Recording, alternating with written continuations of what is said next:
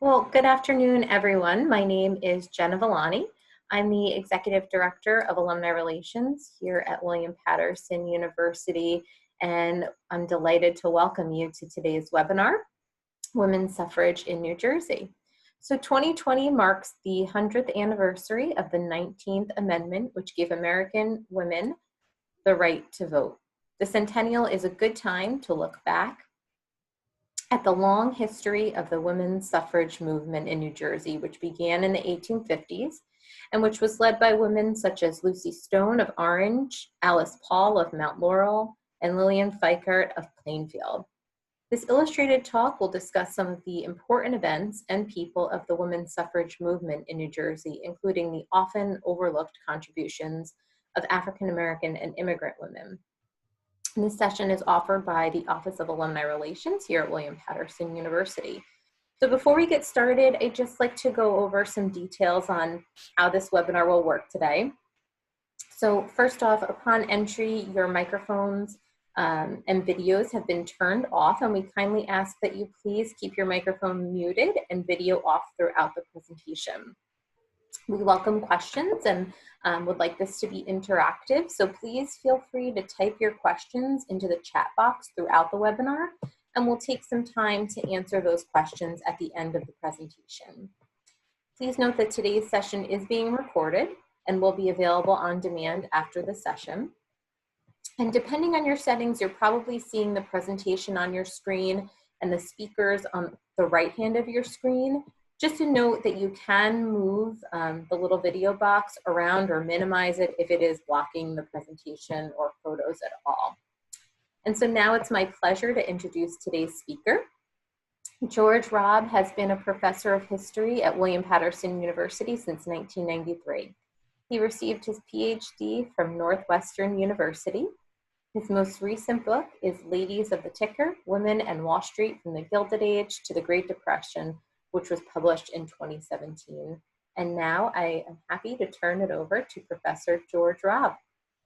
Great. Well, thank you so much, Jenna, and thanks to everyone who's tuning in. And hopefully this will be informative and maybe a little entertaining and educational, but hopefully in a painless way. There'll be no test at the end, but plenty of time for questions or discussion. So we know that 2020 is the centennial of American women getting the vote. But some states allowed women to vote before 2020. New Jersey was unique among the 13 original colonies in that it allowed women to vote at the time of the American Revolution.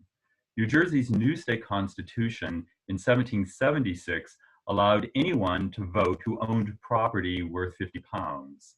This included women, and it included free Black people.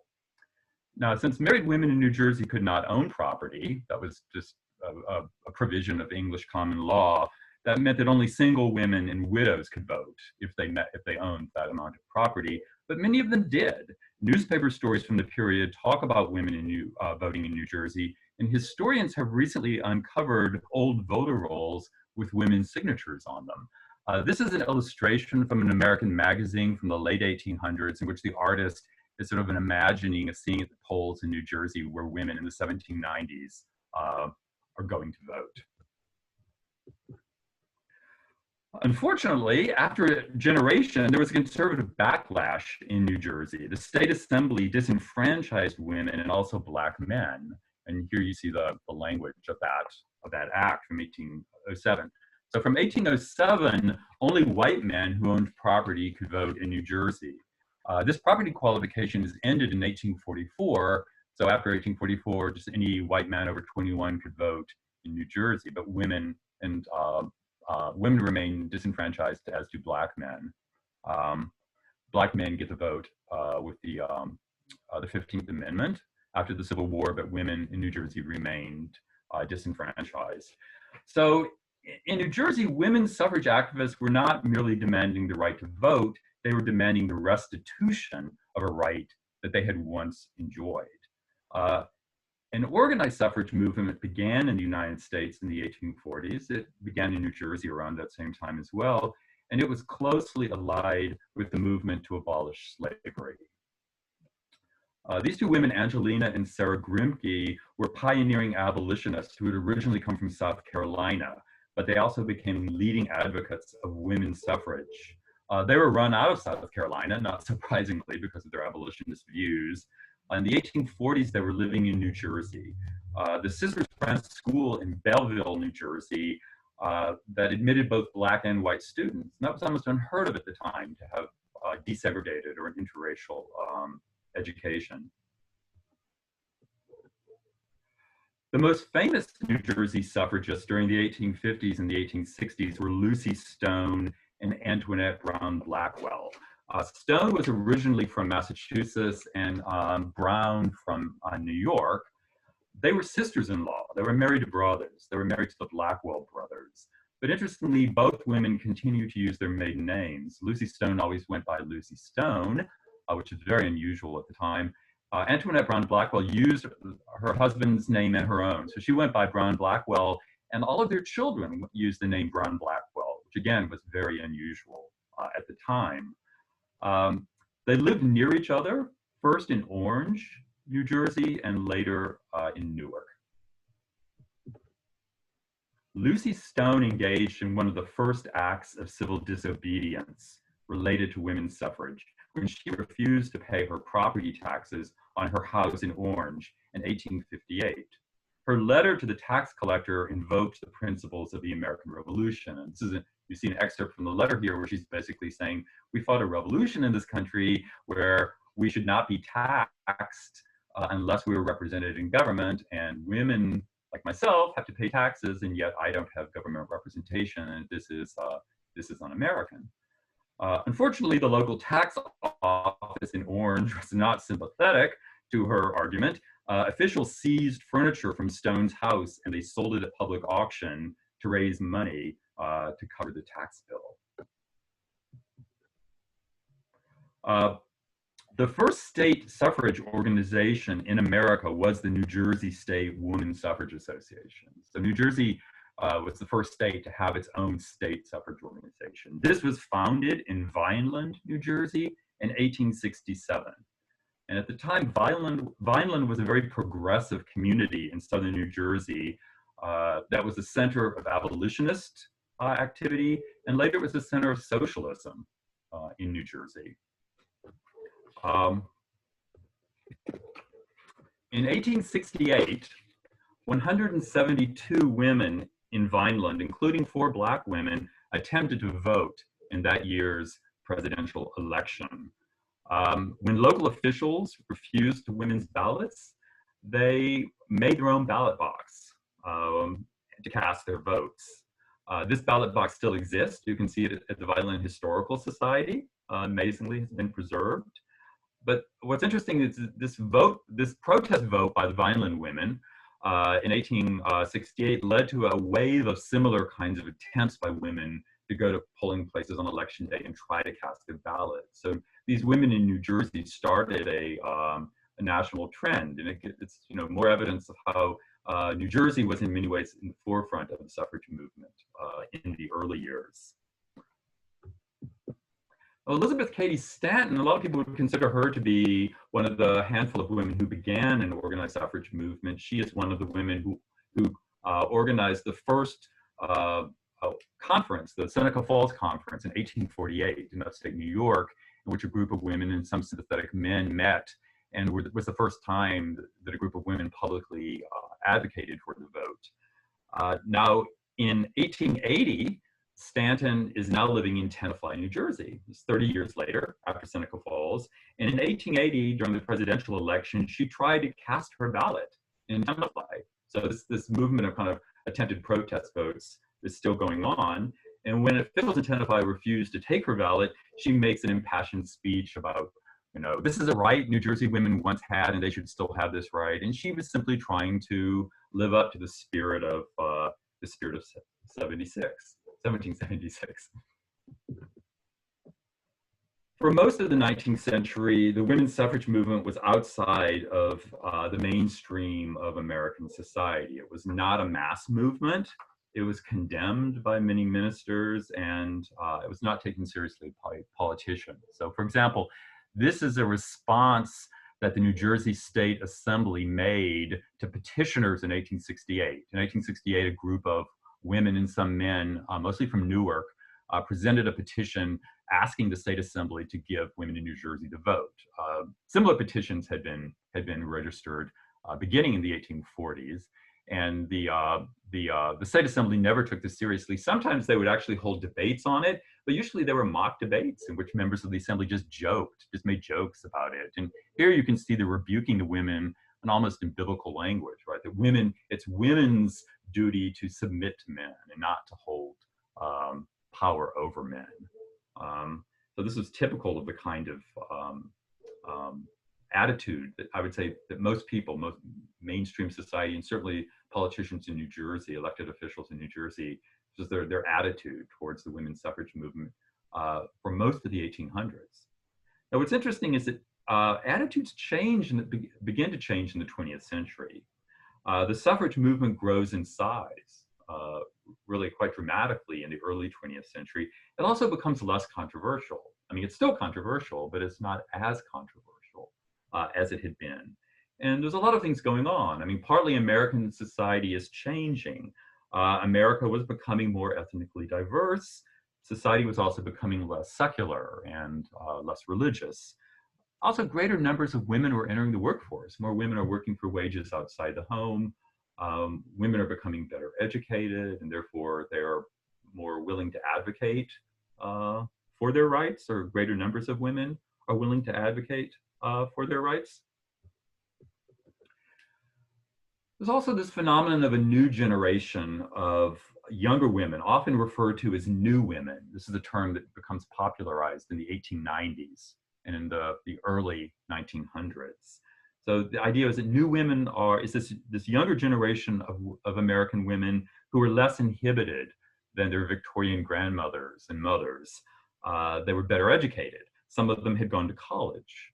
And new women in New Jersey were willing to adopt more aggressive and militant methods in pursuit of the vote.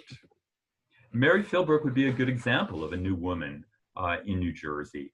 In 1895, she became the first woman in New Jersey to become a lawyer. She's the first woman who passes the bar exam and is accepted as a lawyer in the state of New Jersey.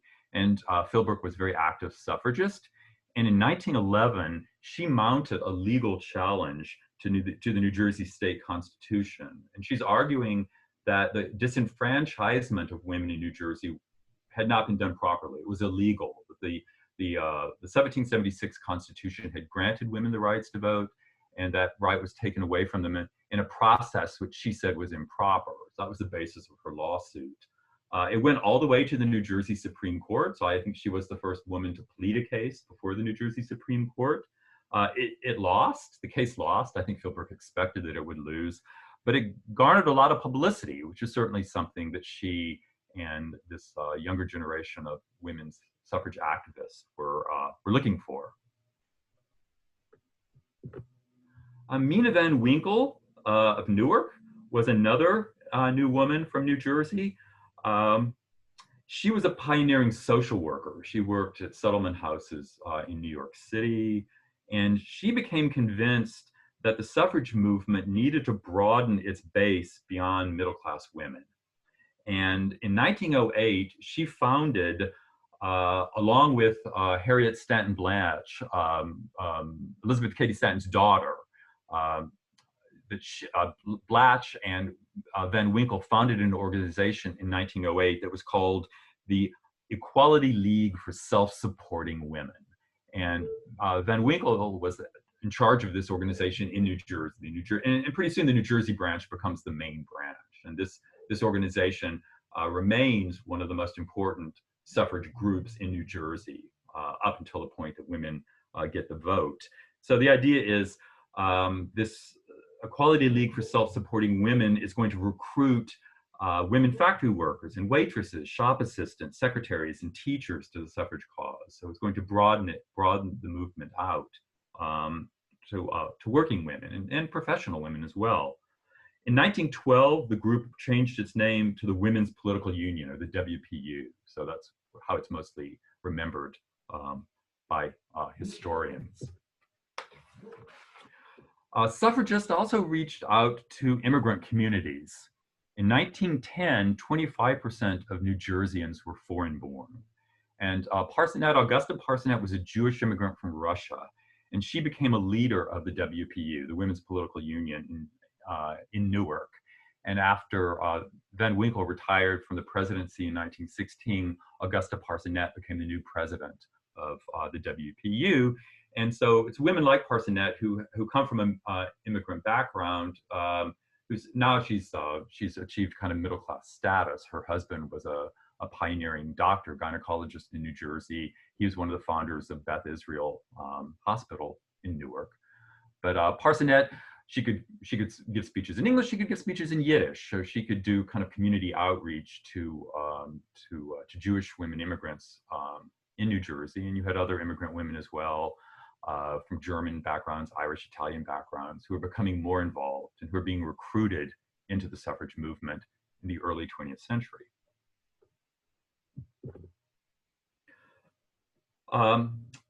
Florence Randolph was the most prominent African-American suffragist in New Jersey in the 20th century. Now, Black women had been active in the suffrage movement since the very beginning, which was not surprising given the close connections between women's suffrage and the abolitionist movement.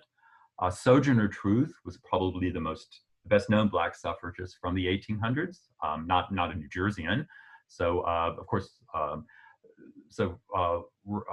I'm concentrating on New Jersey women. Randolph really energizes the suffrage movement among African-American women in the early 20th century. She had been born in South Carolina, and she had come north to New Jersey as a young woman as part of the Great Migration, this big movement of African Americans from the rural South up to northern cities in the early 20th century, looking for better economic opportunities. Randolph becomes a minister in the African Methodist Episcopal Zion Church, and she pastors a number of churches all over New Jersey, in Newark, in Jersey City, in Plainfield. And in 1915, she becomes the first president of the New Jersey State Federation of Colored Women's Clubs.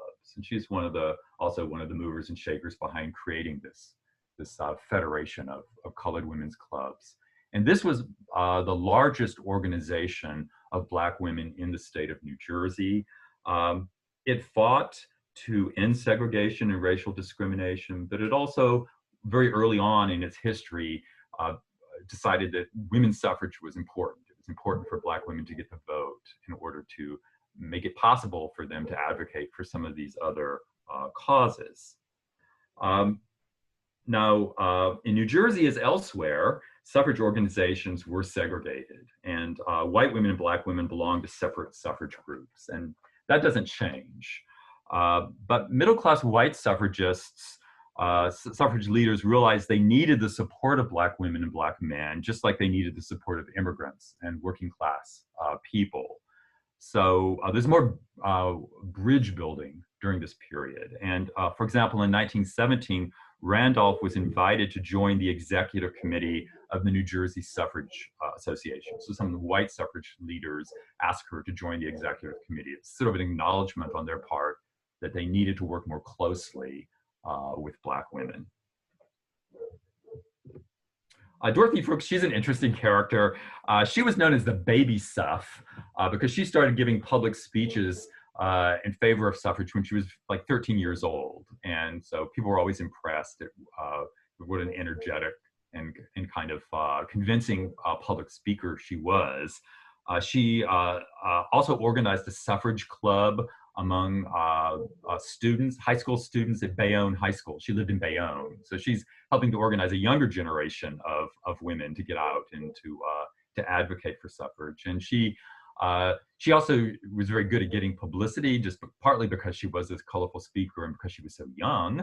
But there was a moment in around 1915, 1916, when there was a debate in the New Jersey Assembly over whether or not women in New Jersey should get the vote. And one of the assemblymen was making all the reasons why he said he felt that women in New Jersey didn't need to vote.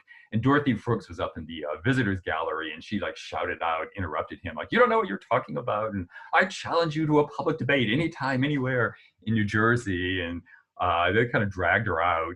But afterwards, she was continually issuing a public challenge for this assemblyman, I can't remember his name, it doesn't really matter, to debate her, and the newspapers loved it. They picked it up and they would follow him around and they'd ask him, like, when are you gonna debate Miss Frooks, you know, and are you afraid to debate this girl? And, you know, I think he was, right? He was a little embarrassed by it. And so he was continually avoiding the reporters and avoiding discussion of this subject. And at one point, some New Jersey paper is joking that, you know, he hadn't been cited in weeks, and he was hiding out in a storm cellar in the wilds of Western New Jersey. So, but this is the kind of stuff that suffrage women, a younger generation, but not just a younger generation, but a more diverse group of suffrage women, this kind of behavior are indulging in more in the early 20th century, because they are trying to get more publicity. They are trying to get more people thinking about and talking about the movement. Frooks's family herself were Jewish immigrants. Her parents had immigrated to the United States from Eastern Europe, from the Russian Empire. So you can see, you know, there's a more diverse group of suffrage women in the early 20th century, and these women are pushing for more dynamic and forceful activities, most famously the suffrage parade.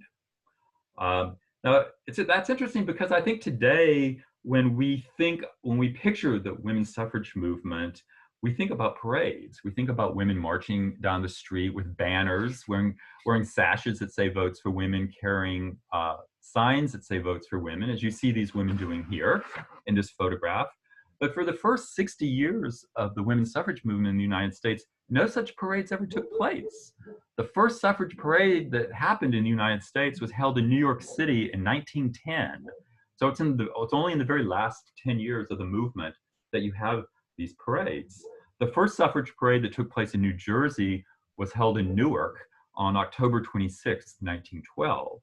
And parades may not seem to us that radical today, but a century ago, many people were shocked by the idea, or shocked at women making a spectacle of themselves in public. And women were criticized for doing this. I mean, that's part of the reason they didn't do it in the 19th century. It would have been considered even more inappropriate. And so even some of the women who participated in this early suffrage parade, there were a group of women from Montclair who participated in the New York parade in 1910. And one of the women was talking about this years later. She wrote a brief account of this in the 1950s, and she kind of joked about, in the 50s, she's kind of joking about, well, we sort of debated, should we tell our husbands about this before or after we do the parade? And she could joke about it in the 50s, but in 1910, there were a lot of women who just wouldn't have dared to do this, because it was considered too out there, too unladylike, I guess, considered too unladylike to do this. Now this woman, this is an English woman, probably the most famous English suffragist, Emmeline Pankhurst. She is the person who organized the first suffrage parades in England a few years earlier in the 1900s. And her followers, Emmeline Pankhurst's followers, adopted even more militant tactics in England, including things like heckling politicians at public meetings, and ultimately acts of vandalism, like breaking the windows of government offices, or using gasoline to vote messages like "Votes for Women" in public parks. Pankhurst's followers many of them were arrested.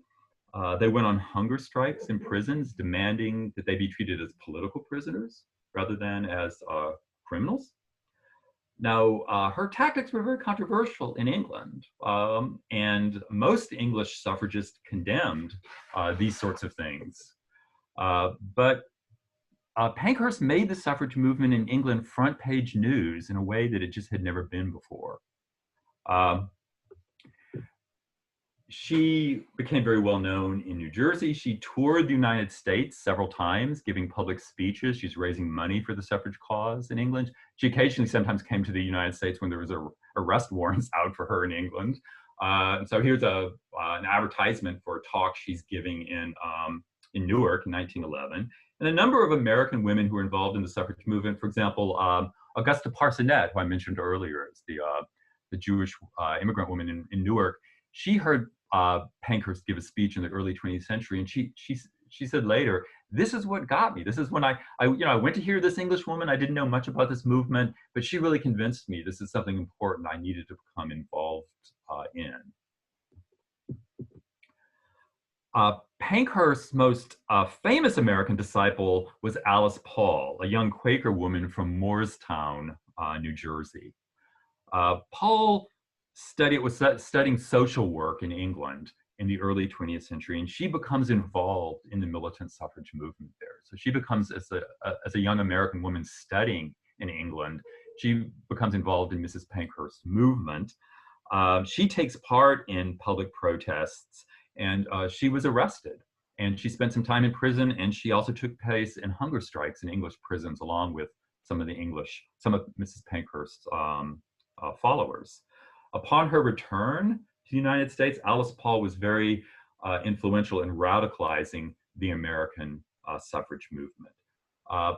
Alice Paul planned and organized the first national suffrage parade in the United States, which took place in Washington, D.C., March 3rd, 1913. That was the day before Woodrow Wilson, New Jersey's Woodrow Wilson, was inaugurated as president. And so this parade, in which suffrage women from all over the United States came to Washington and took part in this parade got a much bigger crowd than Wilson's inauguration the next day. So this was the kind of thing that the suffrage movement is getting better and better at, organizing these kinds of public demonstrations and getting publicity.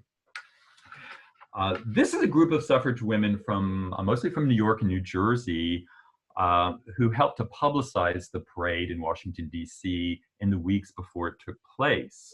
On February 12th, 1913, these women who call themselves Suffrage Pilgrims began walking from Newark, New Jersey to Washington, D.C., which took them 3 weeks to do. You can see it's February in New Jersey, there's snow on the ground. And along the way, they attracted a lot of crowds, and a lot of newspaper reporters came out to meet them. So there were all kinds of stories in the papers, especially in the East Coast papers, about where are the suffrage pilgrims this week? Where are they camping out tonight? What town did they visit?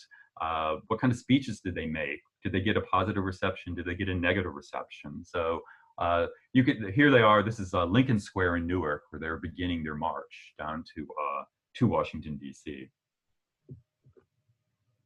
Now, by 1915, when this illustration was published, 11 Western states had given women the vote. So you see some women in America got the vote before 1920, some Colorado, Wyoming, Idaho, Utah, much earlier.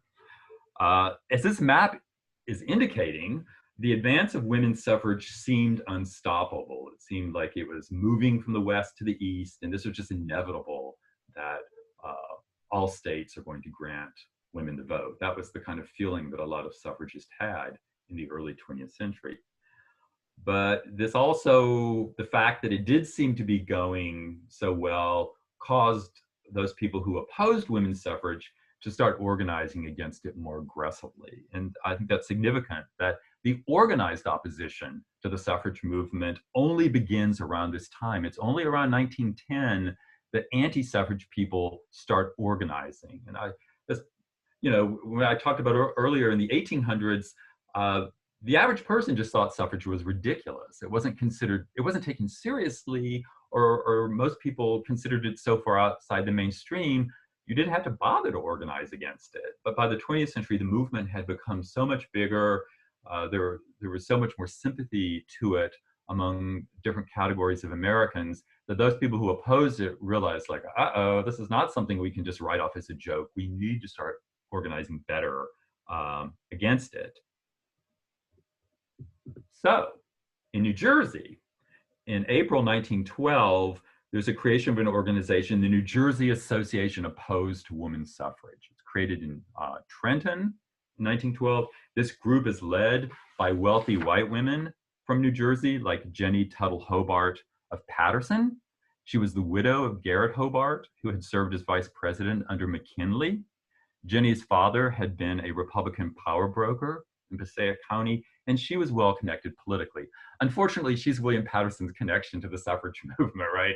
An anti-suffragist, right? It's the William Paterson campus is on the old Hobart estate. And the Hobart Manor, which is where the president's office is and where some administrative offices is, that was Jennie's house. That was her mansion. That's where she lived and looked down on the city of Paterson. So the connection that William Paterson has to the suffrage movement is this woman who was one of the leading anti-suffragists in New Jersey. Paterson Normal School, which is what was the precursor to William Paterson, which has existed at the time, was only women students at that time. So I would expect that a lot of the students, the women who were in Paterson Normal School training to be school teachers, I would expect a lot of those women were pro-suffrage and probably even took part in suffrage activities. But not Jennie Tuttle Hobart. Anti-suffrage women in New Jersey, like Hobart, continue to endorse the traditional view that God had ordained separate spheres for the sexes. That woman's place was to be in the home as a wife and mother, but this should not be viewed as an inferior position. It should be viewed as a nobler position than man's. That politics was a sordid business, and that it would knock women off their pedestals and it would contaminate the home. So you start to have a lot of anti-suffrage literature and propaganda that circulates in the early 20th century. I'll show you some examples of some anti-suffrage postcards that are meant to be comical. This is a typical example in which women suffragists are presented as kind of grotesque, as sort of sour old spinsters. The idea was, oh, they couldn't get a man, so therefore they had to join this political movement. This is another common theme in the anti-suffrage propaganda, that if women got the vote, it would lead to a complete reversal of the sexes, and that men would be stuck at home washing the dishes and minding the babies. And so you see a lot of images like this, where the woman's about to go out and have some fun on the town and tells her husband, when you finish these, do some more. And there's similar images where the men are diapering the babies and the men are doing other kinds of housework, sewing clothes, and the woman is off to a political meeting. So this idea that it wouldn't be possible for women to get rights unless men lost rights. It was somehow seen as a kind of a zero-sum game. And this is another kind of like hokey idea, right? The suffragette, she wants to vote, and yet she's afraid of a mouse. I don't know if you can see, she's jumping up on a chair because there's a mouse down on the floor. Now, the more serious opposition to women's suffrage, and more substantial opposition, came from political leaders, entrenched political bosses like Boss Nugent of Essex County. And these men were very determined foes of women's suffrage. Nugent and he was pretty much the head of the Democratic Party in New Jersey in the early 20th century. His power base was in Newark and in Essex County.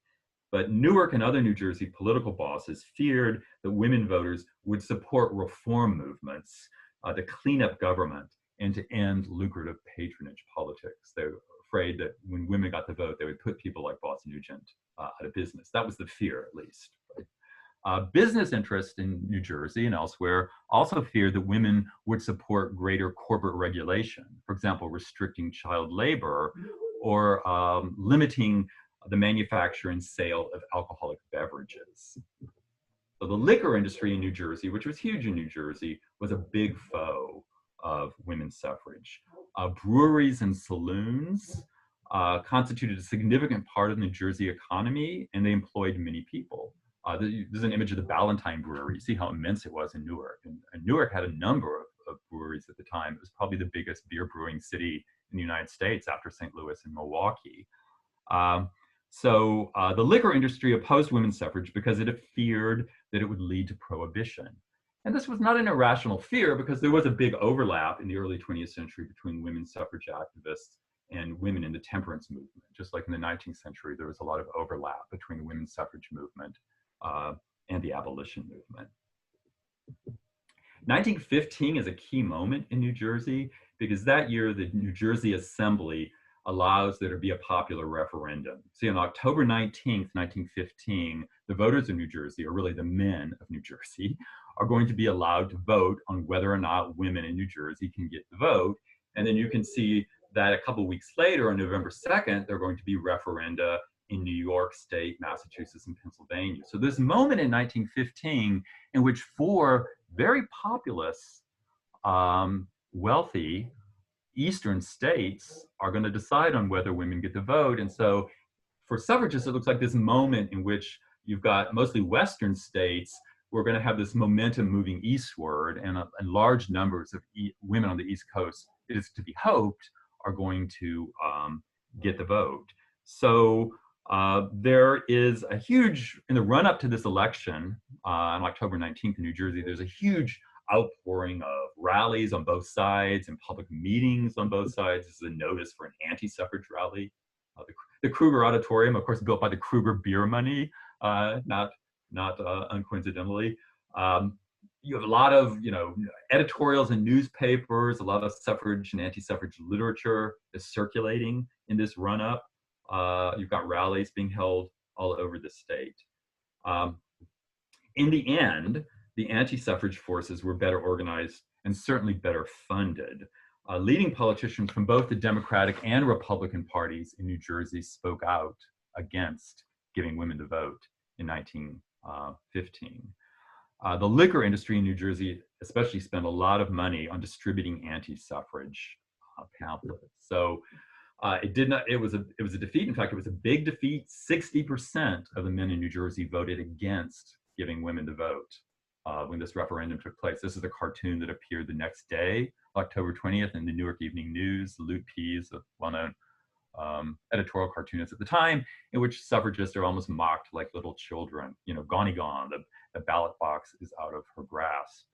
And the referenda in New York State, Pennsylvania, Massachusetts, they all went down to defeat as well, by similar wide margins.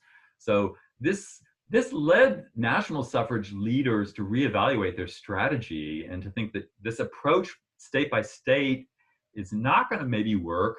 Holding these referendum at the state level are very expensive. And of course, you've got to convince hundreds of thousands of men in these states to come out and vote in your favor. And instead, the decision was made, let's push for a constitutional amendment.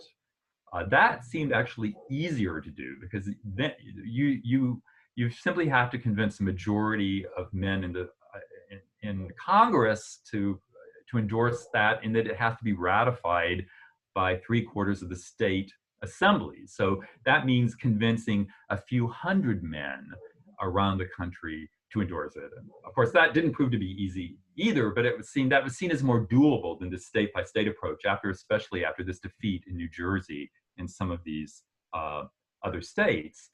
And then if you think about it, so you've got this big defeat of suffrage in New Jersey in 1915, and only 5 years later, in 1920, the New Jersey Assembly approves the 19th Amendment, giving women the vote by a pretty comfortable margin. So in 5 years, you've got a pretty radical turnaround. The question is, what made that happen? What had changed in these 5 years? And I certainly think that the biggest change was World War I, right? The United States becomes involved in World War I in 1917. The war had been going on in Europe since 1914. We had avoided involvement. In 1917, the United States is drawn into this war, and millions of American men join the armed services. This results in serious labor shortages, which are largely filled by women. Here you see women munition workers parade through downtown Newark, in which they're proudly calling themselves the girls behind the men behind the guns. Here's a group of New Jersey women who are planting victory gardens, 1917, 1918. These things we're all very familiar with from World War II, but a lot of this was happening in World War I, 20 years earlier. This is all about conserving food. Grow more food so that more food would be available to feed our army overseas, fighting Germany. Here's a group of suffrage women, New Jersey suffragists, who are promoting the sale of Liberty bonds, war bonds. Suffrage organizations become very active in doing war work, and suffragists point out that American victory was only going to be possible if women participated. Soldiers alone were not going to win this victory. You need women growing food, you needed women making the weapons, you needed women buying and selling war bonds to make this happen. So that during the war, most suffrage organizations, including in New Jersey, suspended their agitation in order to do war work so that they could to prove that they were worthy of citizenship. Now, the big exception to this is Alice Paul, New Jersey's Alice Paul. At this point, she has created a breakaway suffrage organization, or the Women's Party, and she refuses to back down. She's going to say, not only are we going to continue to advocate for the vote throughout the war. But we are going to point out to Woodrow Wilson that he is a giant hypocrite, because he is saying that the Americans are fighting this war for democracy, to make the world safe for democracy, and yet half of Americans had no right to vote, could not participate in democracy. So Alice Paul really, she's going to twist the knife during the war. She's going to make Woodrow Wilson feel very uncomfortable. This is a very controversial position for her to take at the time. But what she does is Paul and her followers, beginning in 1917, they start deploying what they call silent sentinels. These are women standing in front of the White House with banners criticizing Wilson. Here's Alice Turnbull Hopkins from Morristown, New Jersey. She was one of the New Jersey women who was very active in this movement. And sometimes you would have, 7, 8, 9, 10 women at the same time holding large banners.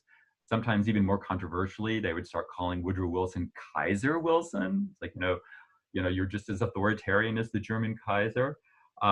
Now, during wartime, this was controversial, and some people considered it unpatriotic, and some passerbys heckled the Sentinels. There were even a couple occasions where they were physically attacked, and their banners were torn up. Eventually, the police in Washington, D.C. began to arrest them on the claims that they were obstructing traffic. Some of the women who took part in these protests were sentenced to very lengthy prison terms. Months in jail for essentially standing in front of the White House holding a banner. I think they would argue they were simply exercising their First Amendment rights. And this does prove to be embarrassing for Wilson. It really does, because even people who maybe at first were not that sympathetic to this tactic or to women's suffrage, the fact that these women are getting sentenced to 5, 6 months in prison, some of them are being mistreated in prison, some of them start going on hunger strikes in prison. It's like, really? Is this really necessary? Is this really, people start to view them as the underdog and start to feel sympathetic to them and start to think, what's wrong with Wilson? Why doesn't he just realize that, this is the thing to do? This is the democratic thing to do, to support women's suffrage. Mary Dubrow was a school teacher from Passaic, New Jersey, who became very involved in Alice Paul's organization. And here we see her giving a speech in front of the White House, or she's in Lafayette Park across from the White House.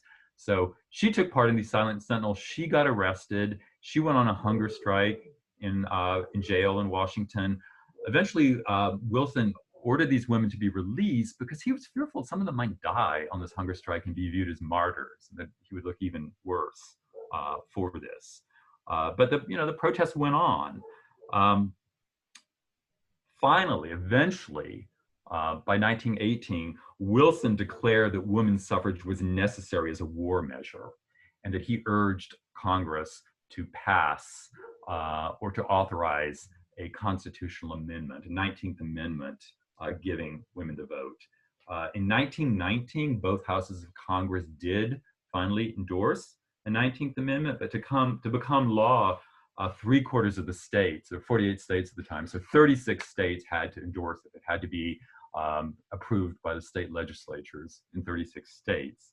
New Jersey was the 29th state to do so. So not exactly at the forefront of this, the 29th of 36. There was some opposition, some determined opposition in New Jersey, mostly mounted by boss Nugent of Newark. It wasn't enough. And when it was finally passed in New Jersey, it passed by a fairly comfortable margin, certainly overwhelming margin in the state Senate, but a fairly comfortable margin in the House. Tennessee, as you probably know, was the 36th and final state necessary to ratify the amendment. Tennessee passed it very close. It passed by one vote in Tennessee in August of 1920. So just last month marks the official 100th anniversary of the 19th Amendment being ratified. As each state ratified it, here's Alice Paul. This is her suffrage banner. As each state ratified it, she would sew another star in the banner. So when you had the 36th star and the 19th Amendment went into law, Alice Paul is now toasting women's suffrage. I should point out, with grape juice. She was a teetotaler. She was a supporter of temperance. It had taken 70 years. For American women, for New Jersey women to get the vote. Most of the women who had begun the movement, people like Susan B. Anthony, people like Elizabeth Cady Stanton, they were no longer alive to savor the victory.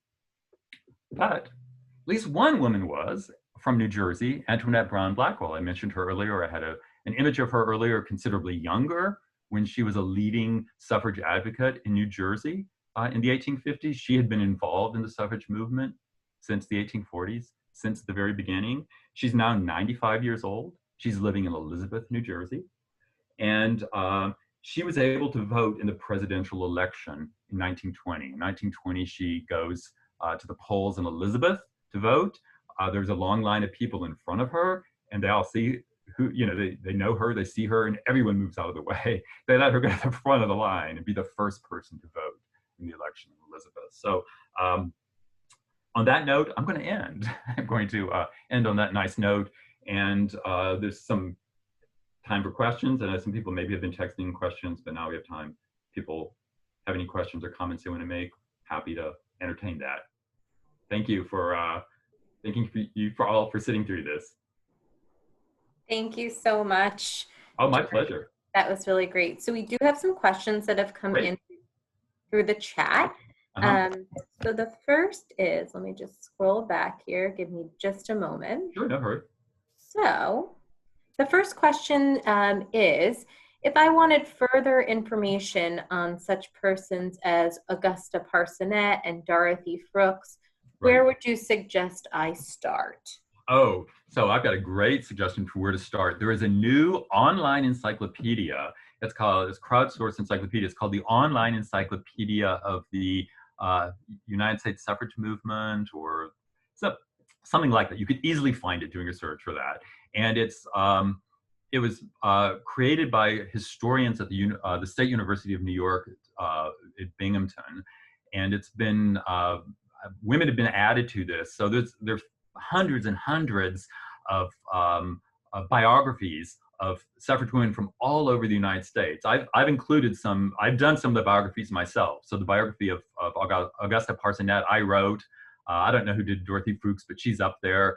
And so this is a really great source because it's not just the famous women, right? I mean, there's a ton of stuff out there on Susan B. Anthony, right, as there well should be. But there were thousands of women all over the United States at the grassroots level who were suffrage activists, of course, including in New Jersey, including immigrant women, African-American women who don't make it in the mainstream histories. And you can really find a lot about them on this online encyclopedia. So I would say that's a good place to start. And of course, that will then give you references to further places to look.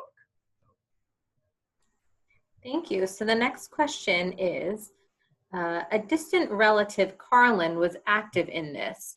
Was Jersey City also an active area?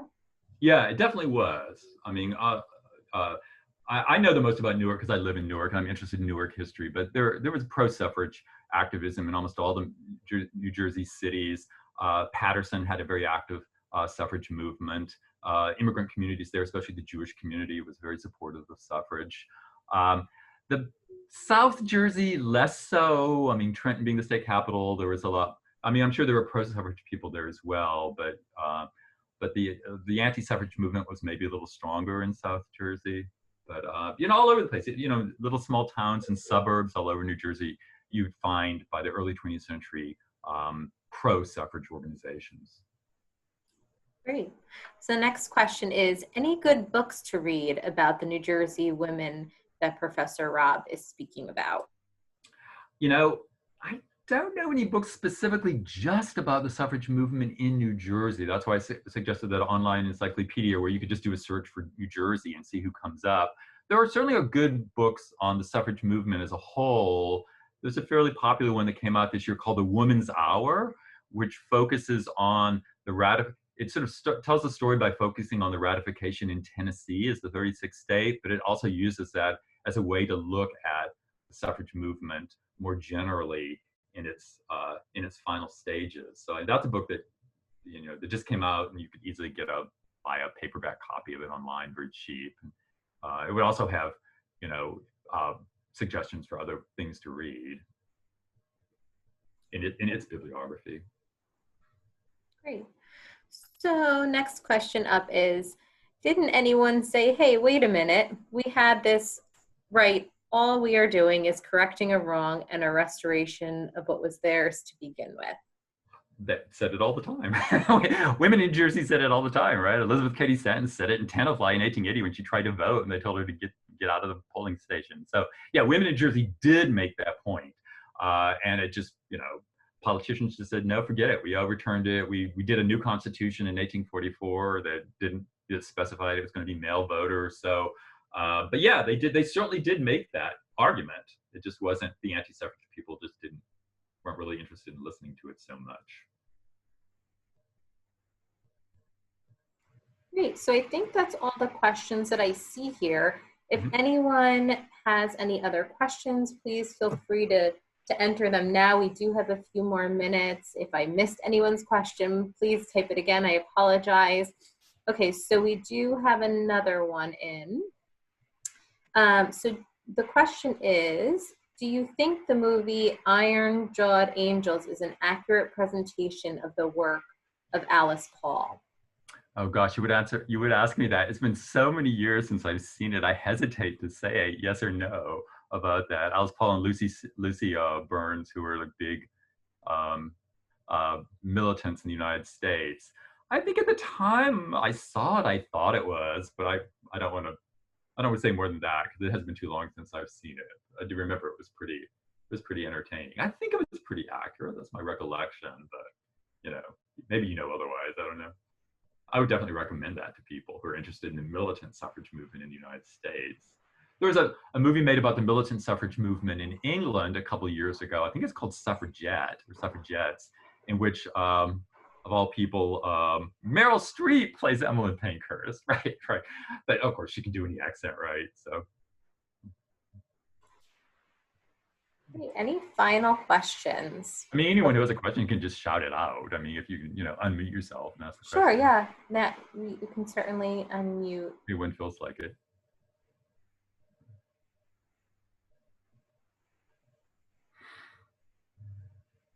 Okay. So we'll go ahead and wrap up. I want to thank you all for joining us this afternoon. A special thank you to Professor George Robb for this really fascinating talk and presentation. We really appreciate it.